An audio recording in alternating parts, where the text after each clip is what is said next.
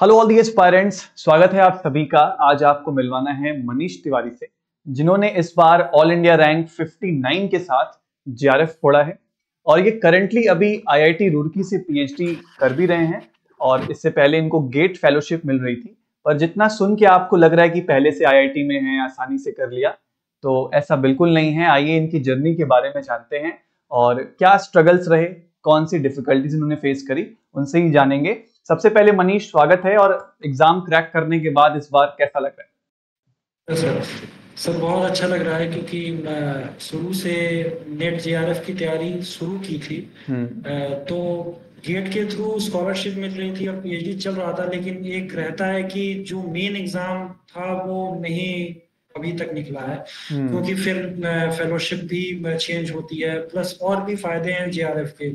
आपको मतलब पीएचडी अच्छे से मिल जाती है। अगर गेट के थ्रू थोड़ा मुश्किल है, लेकिन अगर जेआरएफ रहे तो पीएचडी आपको और आसानी से मिल जाती है। तो फर्क तो पड़ता है जेआरएफ का। थोड़ा सा पीछे से शुरू करते हैं मनीष। आप अपना बताइए कि आपने एमएससी कहाँ से करी है और पहली बार कब डिसाइड किया कि भाई अब नेट एग्जाम मुझे लिखना चाहिए?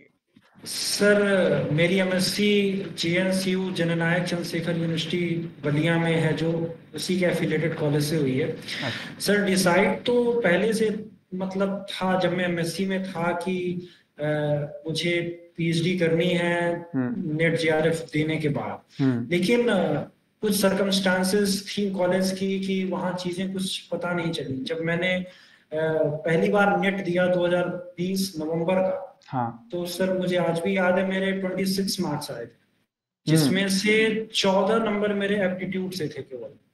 अच्छा। और केमिस्ट्री से 12 नंबर थे, और जबकि मैं अपनी यूनिवर्सिटी का टॉपर मतलब टॉप 5 रैंक में मैं था। तब मेरी स्थिति ये थी। तो फिर मेरा पूरा कॉन्फिडेंस गिर गया। मैं ये तैयारी भी छोड़ दिया था। ऑलमोस्ट मैंने 2021 में कुछ नहीं पढ़ाई, क्योंकि मैं जानता था मेरा हो नहीं पाएगा। फिर मेरे बड़े भाइयों ने मेरा बहुत सपोर्ट किया, कुछ मेरी दोस्त ने, मेरे और दोस्तों ने बहुत सपोर्ट किया। उसके बाद मैं 2021 जनवरी से 2022 जनवरी से मैंने पढ़ना शुरू किया। पहले तो यूट्यूब से ही पढ़ा मैंने, पहले कोई कोर्स नहीं परचेस किया था। 2022 फरवरी का एग्जाम दिया, मेरा कोई तैयारी नहीं थी, ऐसे ही दे दिया। 2022 सितंबर को पहली बार यूट्यूब पे मेरे को आपकी एग्जाम मैपिंग सीरीज आईएफएस की दिखी। अच्छा। मैं एकदम शॉक्ड था कि इस लेवल के भी क्वेश्चन होते हैं जो मुझसे हो नहीं रहे थे ऑलमोस्ट। तो 2022 सितंबर का भी एग्जाम ऐसे ही बीत गया। उसके बाद मैं आईएफएस को फॉलो करने लगा। पर डे वीडियोस देखता था, पर डे लेक्चर देखता था। उसके बाद मैंने अच्छे से कोर्स, ऑनलाइन कोर्स परचेज किया आईएफएस का। उसके बाद मैंने 2023 का जून का एग्जाम दिया था। लेकिन जून वाले एग्जाम में एक गलती मैंने की थी कि मतलब टेस्ट सीरीज मैंने दी ही नहीं थी। अच्छा। मैं ये सोच रहा था कि 3 घंटे मॉक टेस्ट देंगे तो टाइम वेस्ट होगा, इससे अच्छा तैयारी कर ले, क्वेश्चन प्रैक्टिस कर ले, हो जाएगा। जब मैं एग्जाम में बैठा तो मुझे ये भी नहीं पता था कि कैसे अटेम्प्ट करना है पेपर। मैं सीधे सेक्शन सी पे चला गया। और सेक्शन सी उस साल जून का जो पेपर हुआ था थोड़ा टफ आया था, मेरिट भी कम गई थी। तो जब मैं अटेम्प्ट करने लगा तो 12-13 क्वेश्चन शुरुआत के नहीं बने मेरे से। वहीं पे बस पैनिक क्रिएट हो गया सर। फिर वो पेपर खराब हो गया मेरा, 70.5 आए थे। उसके बाद फिर मैंने अच्छे से, फिर मैंने आपकी ऑर्गेनिक मतलब फिर आईएफएस का लिया कोर्स। ऑर्गेनिक आप पढ़ाए थे, उसमें पूरा पढ़ा मैं।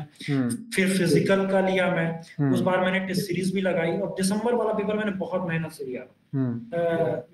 और उस बार मुझे ये पता था कि कैसे पेपर अटेम्प्ट करना है। हर बच्चे के पास उसका इंडिविजुअल तरीका होता है। मैं मैथमेटिक्स बैकग्राउंड का हूं, तो मेरा इंडिविजुअल तरीका है कि आप पहले एप्टीट्यूड अटेम्प्ट करें।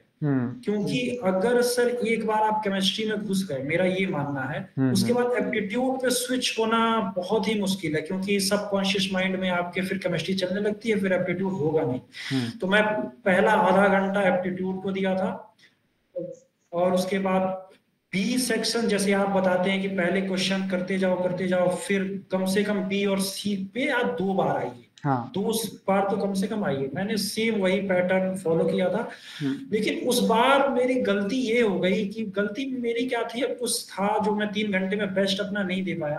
आपको सर याद होगा एक फिजिकल का क्वेश्चन आया था एक्टिवेशन एनर्जी का, उसमें राइट, तो उसमें मैंने आर का वैल्यू ही नहीं पुट किया, ई का power minus A by T पे ही कर दिया।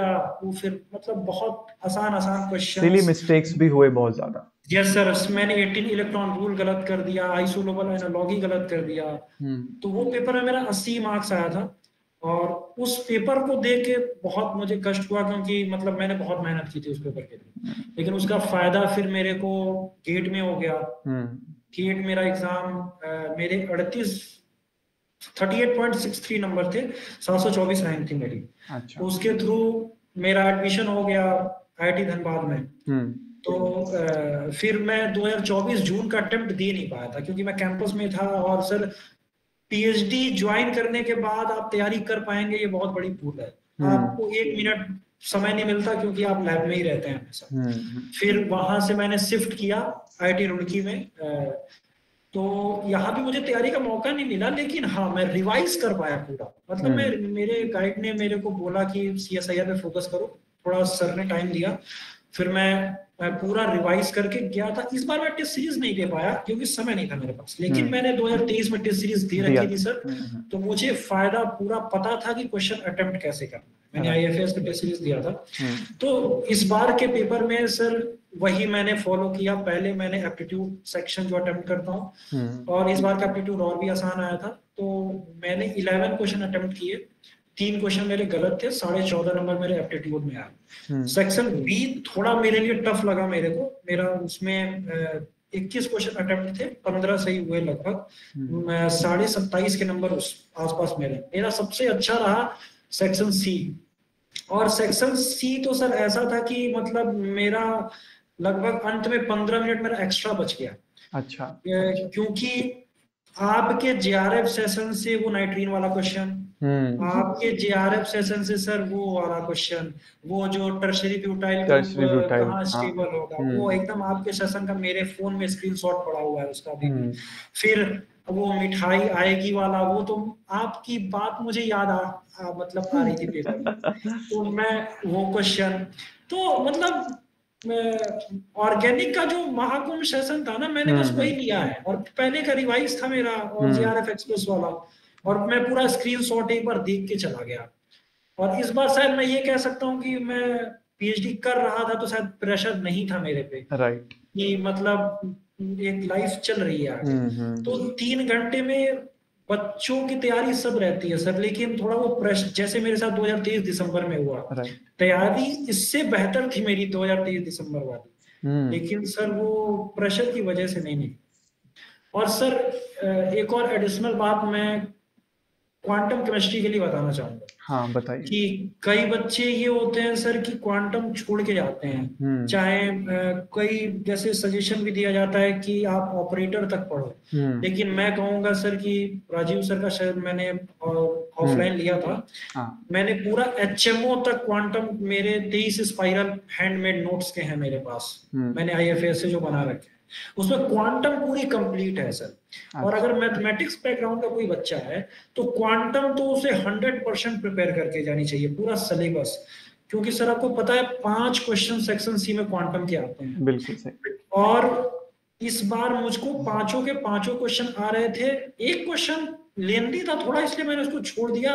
वो 4 क्वांटम के क्वेश्चन मेरे से सर 5 मिनट से कम समय में हो गए, तो 16 नंबर तो ऐसे ही आ गए। तो क्वांटम छोड़ के जाना सबसे बड़ी बेवकूफी है सर। अगर कोई क्वांटम छोड़ के जा रहा है तो मेरे हिसाब से नहीं छोड़ के जाना चाहिए। बहुत हाई स्कोरिंग टॉपिक्स जो हैं उनको तो आपको बिल्कुल नहीं छोड़ना चाहिए। जरूर उनको और ऑर्गेनिक जो रिलेशन से पढ़ता है, क्योंकि अगर आप ऑर्गेनिक पढ़ रहे हैं तो पूरा पढ़ के जाइए। और मेरे हिसाब से तो सर जैसा आप भी कहते हैं, पूरा सिलेबस तैयार करके जाओ जितना मैक्सिमम कर सकते हो। मैंने केवल 2 टॉपिक छोड़े थे, उसमें से भी एक मेन ग्रुप केमिस्ट्री, जिसमें से मैं सिलिकेट्स पढ़ के गया था कि अगर सिलिकेट्स से कोई क्वेश्चन आ गए तो मैं कर ले जाऊंगा। मेन ग्रुप थोड़ा बहुत वास्ट टॉपिक है सर, तो वो हो नहीं पाता। और थर्मो मुझे थोड़ी समझ में नहीं आती, मतलब मैं उस पर मेहनत भी नहीं किया हूँ कभी उतना, तो थर्मो मेरा थोड़ा वीक रहता है। और बायो इनऑर्गेनिक में पढ़ता हूँ लेकिन वो हमेशा मेरे से गलत हो जाती है, लेकिन इस बार तो बायो इनऑर्गेनिक भी मतलब सही हुई थी। मनीष, एक बहुत अच्छी बात आपने शुरू में कही थी। मेरा उस चीज पे फिर से मैं आपको लेके आऊंगा कि आप जब अपने कॉलेज से निकले थे, जब पास आउट हुए थे, तो आप अपने यस कॉलेज सर। के लगभग टॉपर रहे थे। और यस सर, जब मैं फिर 4th रैंक पे अचानक था से, अपनी यूनिवर्सिटी में। हाँ, फोर्थ आप पोजीशन पे थे, और अब अचानक से जब आप पहली बार नेट एग्जाम दे रहे हैं, तो अब आपको एक रियलिटी का झटका लगता है। तो ऐसे बहुत सारे स्टूडेंट्स आपको सुन रहे हैं फिलहाल, जो अभी की तो अपने मास्टर्स में हैं, या वो इस चीज को फेस कर रहे हैं कि उन्होंने जैसे ही कॉम्पिटिटिव एग्जाम की फील्ड में अपना हाथ रखा है, अब उनको लग रहा है कि यहाँ तो कुछ और ही चीज चल रही है। तो आपने कैसे कोप अप किया उस सफर से आज जहां आप हैं, जितनी नॉलेज आपने इकट्ठी करी? तो आप उन बच्चों को क्या सजेस्ट करेंगे कि वो क्या चीजें अपने अंदर लेके आए जिससे उनको इम्प्रूवमेंट हो, और अब वो कम समय में भी इस चीज को अचीव कर पाए? सर मैं बस एक ये सजेशन देना चाहूंगा कि जो बच्चा एमएससी कर रहा है हाँ, वो जानता सब कुछ है सर, क्योंकि हाँ। मेरा जैम बैकग्राउंड भी नहीं रहा था। मेरे को एमएससी के बाद पता चला कि जैम जैसा कोई एग्जाम एग्जिस्ट करता है, तो हम्म। इसलिए जो जैम क्वालिफाई है उनका तो कोई दिक्कत नहीं है। लेकिन जो अगर एवरेज यूनिवर्सिटी से हैं सर बच्चे, वो हम्म। जानते सब कुछ हैं, ऐसा नहीं है राइट। कि उन्हें केमिस्ट्री आती नहीं है, लेकिन उनको कभी ये आइडिया नहीं रहता कि क्वेश्चन कैसे पूछे जाते हैं, हम्म। क्वेश्चन क्या है। हमें जैसे यूनिवर्सिटी में बहुत अलग टाइप का, जैसे मैंने अपनी एमएससी में मेडिसिनल भी पढ़ी है, बायो ऑर्गेनिक पढ़ी है, राइट। वो सब बहुत ज्यादा बायो इनऑर्गेनिक पढ़ी है, वो सब एग्जाम के लिए रेलेवेंस नहीं है सर। और हम्म। कई बच्चे कई जगह से ये देख लेते हैं कि आप किताब पढ़ना शुरू कर दो। हम्म। और सर आप, पहली बार मैंने क्लेडन एमएससी में खरीद ली थी सर, और मुझे वो 4 साल तक समझ में नहीं आई कि हम्म। क्लेडन है क्या।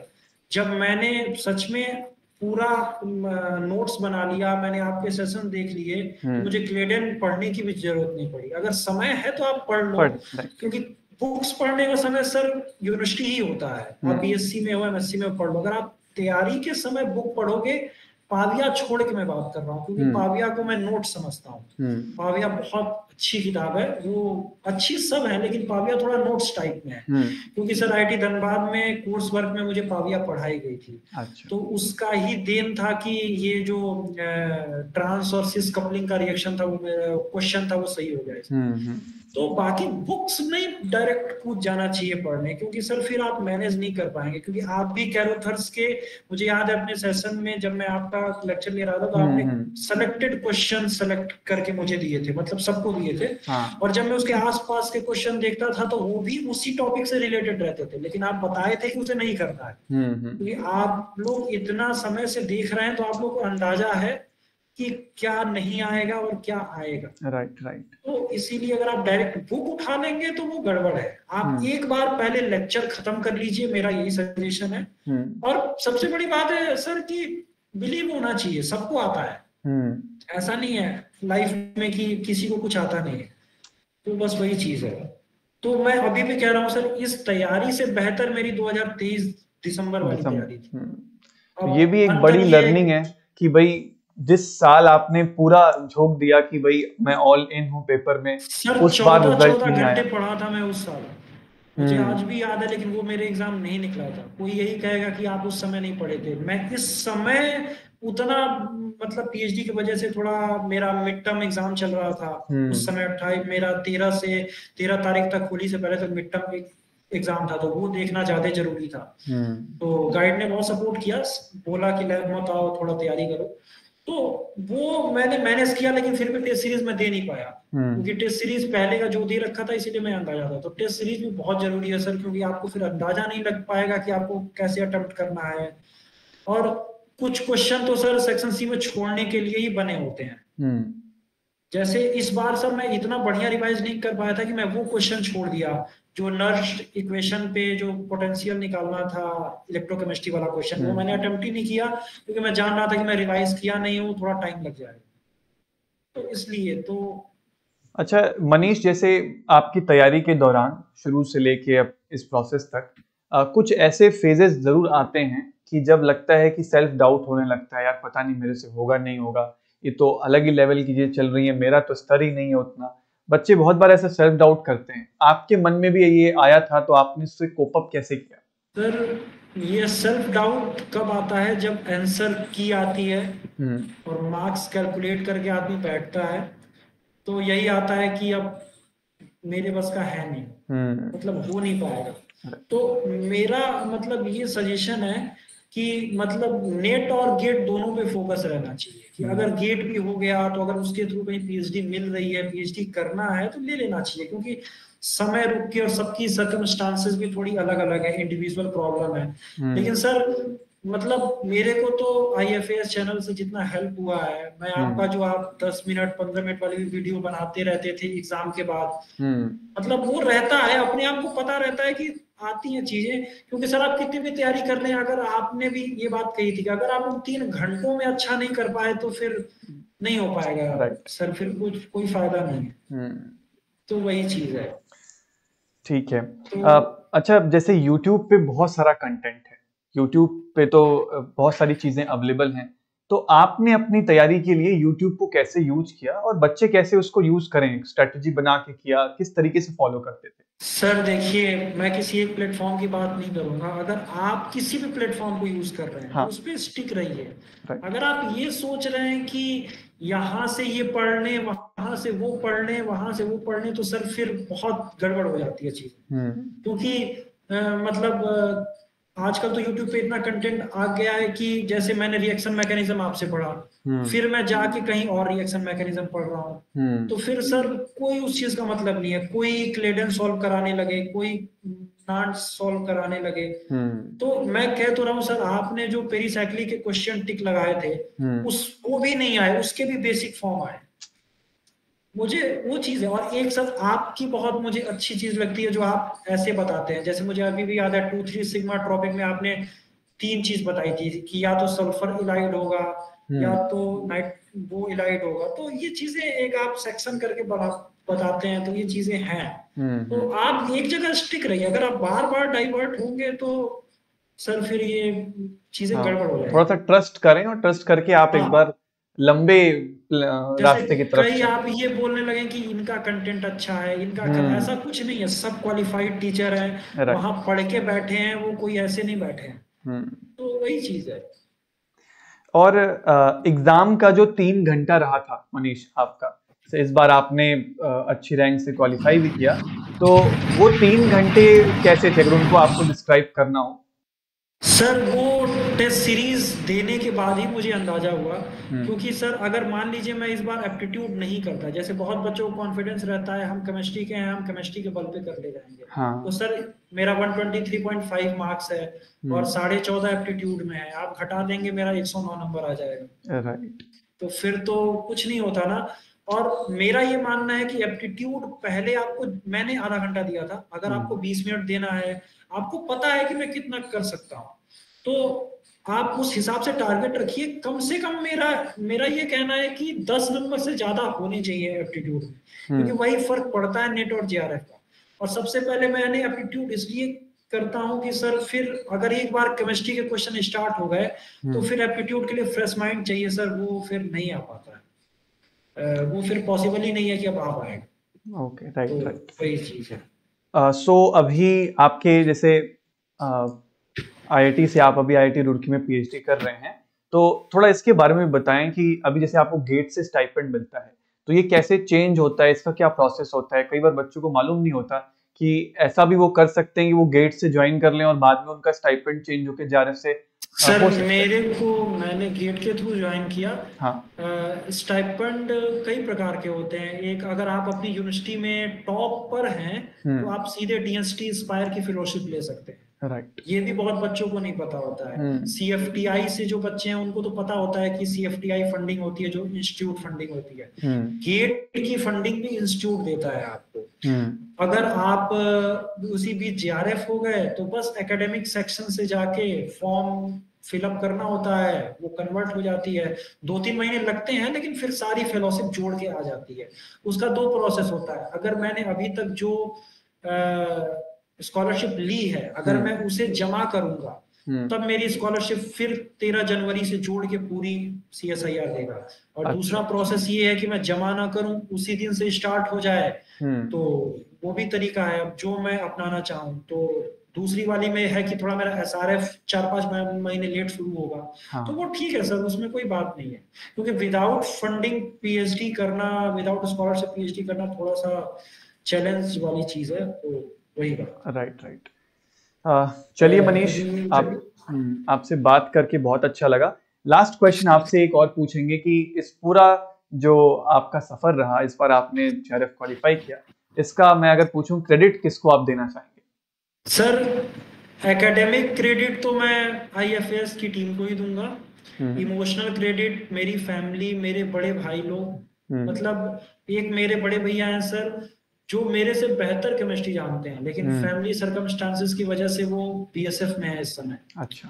तो उन्होंने अपना सपना मेरे अंदर देखा है, तो उन्होंने मेरा बहुत सपोर्ट किया है। मतलब अभी भी मेरे को ये भी उन्होंने IFAS चैनल का सजेशन भी उन्होंने ही दिया था मेरे को, मुझे किताबें भी बताते रहते हैं। मेरी एक फ्रेंड है, उसने मुझे फाइनेंशियल भी बहुत हेल्प की। तो बहुत सी चीजें हैं, मेरे कई दोस्त मुझे बहुत मोटिवेट करते रहे हैं हमेशा कि आप कर सकते हो, कर सकते हो। मेरी फैमिली, मेरे फादर, उनकी वो पेंशनर है, आर्मी रिटायर है, उनकी वजह से मैं 2-3 साल घर पे रह के आराम से पढ़ पाया। मुझे कभी उन्होंने प्रेशर नहीं दिया कि क्यों घर पे बैठे हो, क्योंकि उनको तो फैमिली को जो मतलब हमारे माता पिता उन्हें ये अंदाजा नहीं रहता कि नेट JRF PhD क्या होता है। सही बात है। तो उन्हें बस यही लगता है कि कुछ हो रहा है। तो बस उन्होंने बहुत सपोर्ट किया। मेरे बड़े भाइयों का श्रेय बहुत है सर, मतलब, और मेरे फ्रेंड्स हैं, मैं उन्हीं सबको देना। और एकेडमिक श्रेय तो सर IFAS को है। आपके जो सेशन है सर एग्जाम से पहले, मैं यही कहूंगा कि आप कहते हैं कि किताबें मत लगाओ तो मत लगाओ। आप जो क्वेश्चन करने हैं सर, मुझे अभी भी याद है, आप वो क्वेश्चन अपने PDF में ही डाल देते थे, लेकिन पंक्चुअल रहिए। और मैंने स्टूडेंट का ये कि पंक्चुअल रहना चाहिए। अगर पंक्चुअल नहीं रहोगे तो फिर, और मैं तो YouTube का स्क्रीनशॉट ले लेता था सारे क्वेश्चंस का, अभी भी मेरे पास पड़े हुए हैं सर। और वो मैं अपने फ्यूचर के लिए भी इसलिए रखना चाहता हूँ कि अगर मेरा ख्वाब है असिस्टेंट प्रोफेसर बनना, तो कम से कम मैं उससे कुछ सीख के पढ़ाने में अपने इम्प्रूवमेंट कर सकूं।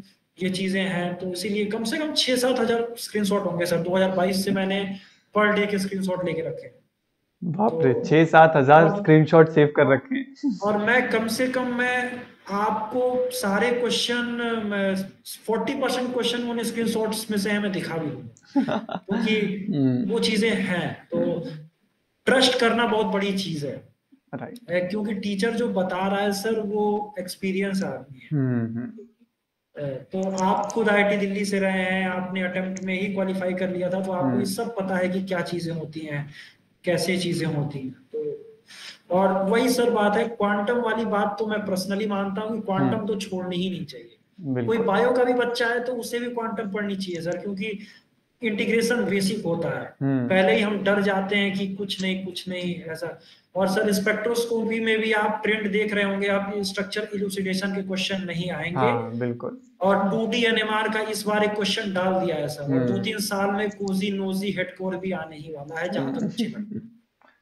तो मतलब वो चीजें हैं। तो टीचर की बात मानो सर, एकेडमिक श्रेय तो सिर्फ IFAS को है, क्योंकि मैंने एक चीज देखा है सर, जैसे एग्जाम खत्म हो गया तो भी आप लोग एक सेशन शुरू कर देते हैं। अब ऐसा नहीं है कि जब एग्जाम आएगा तभी चलेगा। अभी भी आपकी मैं देखा सुपर रिएजेंट सीरीज चल रही थी, जिसमें मैं IBX और ये सब मैं देख रहा था। वो चीजें हैं। तो ये पंक्चुअलिटी जब कोई टीचर दिखा रहा है, कोई इंस्टीट्यूट दिखा रहा है, तो स्टूडेंट तो दिखा ही सकता है। राइट। तो जो लोगों को रहना चाहिए अपने आप पे बच्चों को। कुछ बच्चे उस चीज को समझ जाते हैं और उसका पूरा फायदा उठाते हैं, और कुछ लोगों को भरे देर समझ आती है लेकिन आ जाती है। अभी आप देख रहे होंगे लाइव वॉचिंग भी बड़ी कम रह रही होगी। क्योंकि बच्चे नहीं देखते हैं। जब जैसे 2 महीने एग्जाम बचेगा सब बच्चे आ जाएंगे। तो सर 2 महीने में चुटकी बच के नहीं होती है। आप रेगुलर देखते रहो उसको, भले आधे घंटे करो लेकिन करो। राइट। और थोड़ा किस्मत फैक्टर भी है सर। हर चीज मतलब होता है कि जैसे मैं 2023 दिसंबर वाला नहीं अच्छा कर पाया, तो कुछ बच्चे बहुत मेहनत करके भी बहुत सी चीजें हैं जो। तो हताश नहीं होना है, हो सकता है कि आपको पहुंचाने तक के लिए भगवान ने कोई और रास्ता ढूंढ रखा हो। सर भगवान ने लिख रखा था कि तुम पहले गेट के थ्रू फेलोशिप पाओ, बाद में ही निकलेगा। बाद में फिर तुम्हारा कन्वर्ट होके ही होना है। हाँ, तो सर वो तो नहीं होना था। चलिए मनीष, आपसे बात करके बहुत अच्छा लगा। बच्चों ने बहुत सारी चीजें आपसे इनपुट ली होंगी और मैं उम्मीद करता हूँ कि उसको इम्प्लीमेंट भी करेंगे। Wish you all the best हमारी पूरी आईएफएस केमिस्ट्री टीम की तरफ से, एंड उम्मीद करते हैं कि फ्यूचर में कभी फिर मुलाकात होगी आपसे। नहीं नहीं नहीं सर, बनारस के पास ही रहता हूँ मैं, जब भी आऊंगा, क्योंकि मेरा ख्वाब है आपसे मिलना, क्योंकि आपका बहुत बड़ा योगदान है सर। क्योंकि बिल्कुल, आप 2022 वाराणसी से कभी आपसे भी जुड़ा आइए, हूँ। हम अच्छे से मुलाकात मैंने करेंगे। आपको मैसेज भी किया था इसके रिकॉर्डिंग का। ठीक है सर। चलिए, बहुत बहुत शुक्रिया आप मनीष, बहुत बहुत शुक्रिया। Okay sir, thank you sir.